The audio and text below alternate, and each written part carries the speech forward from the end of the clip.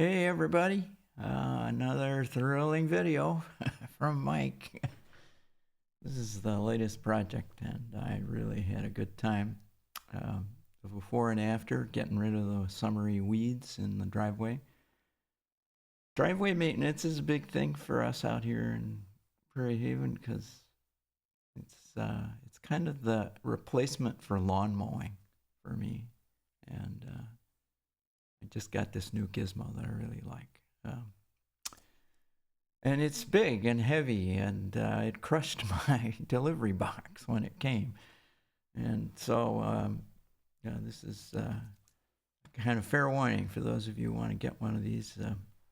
Take a look at the weight when you buy it. I knew the weight. I wasn't expecting the mail guy to drop it on top of my delivery box, but there you go. Anyway, we use tools to get it back. Gotta have tools, the power track. And I started out putting it together on the quick attach version of my 3-point hitch. And it was going great with the first piece. So we see that this one down here at the bottom fits. But life gets more tedious when you get to try and hook it on to this hook, because what they did when they designed this is they put this bar right there that's on right in the middle of that place that the hook wants to go, because the hook wants to come up, from the bottom like that. So I took the 3-point attach, quick attach thing off and built it just regular 3-point style. But I figured out later that I could actually, well, here's a picture of places. You can buy these all over the place. And the reason I'm putting this up is partly to let you know that you can do that, and point out the one I bought, which is this one in the middle called Vevor. And I didn't do any shopping. I just bought it because that was the first one I encountered.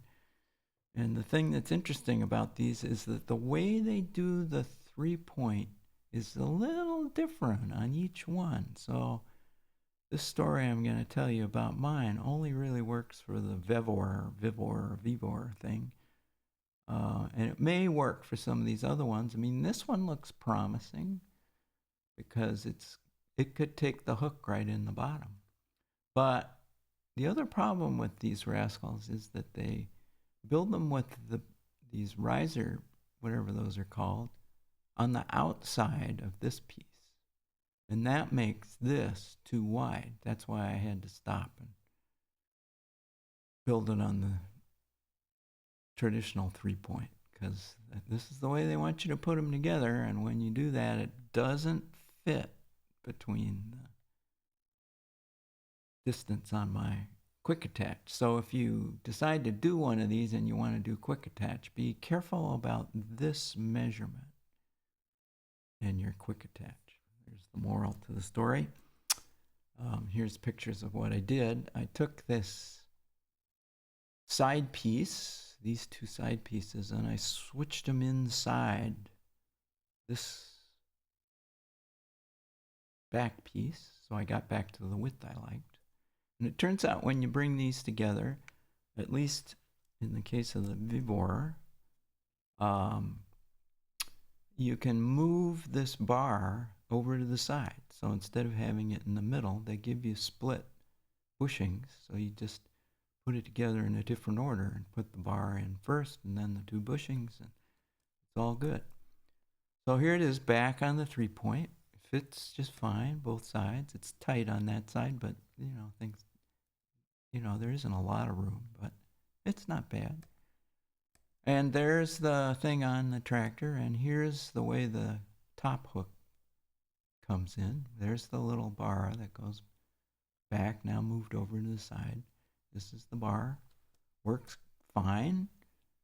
There's another picture of it. And then the rest of the assembly, because why not? You put these little tines on. That gets tedious, so Marcy helped me out at the end. And there it is, all done. And off we go. So here's the rest of this is about before and after of raking instead of what I usually do is use a land plane. That's a whole different story. And the trouble with the land plane is he doesn't really like to go over grass like this. There's no place for the blades to cut in. So grass like this is a pain. But with the rake, there's stage 2, probably halfway through the raking, and there's stage 3. The rake works great. It gets rid of all that stuff. And if I wanted to go nuts, I could get the land plane back on using the quick attach. So it'd only take about 2 minutes to do it. And here's some more before and after. There's a before and there's an after. Looks pretty good. There's a before. There's an after. That's approaching land plane. Not quite, but pretty close. Lots less work. Before. And here's an after showing each pass, I think. So this is before. There's one pass, 2 or 3 passes. Another pass, and there's the final.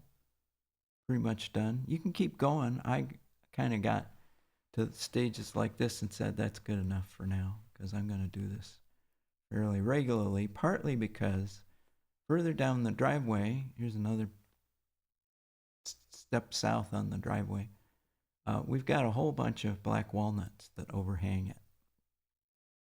And they're really messy. They drop a lot of leaves. There's an after, there's a before and an after. And there's the black walnut zone. You can see one right there. And that rascal, you can even see his little leaves. And today, there are little walnuts. There's just all kinds of organic stuff that falls out of these trees on the driveway, and it really gums it up for the land plane. But the rake just thinks that's fine. I did that area with the rake, and that's the way it turned out. That's the end. So mostly about raking versus land plane, but a little side trip into doing it with your 3-point hitch if you wanna. I hope this is fun.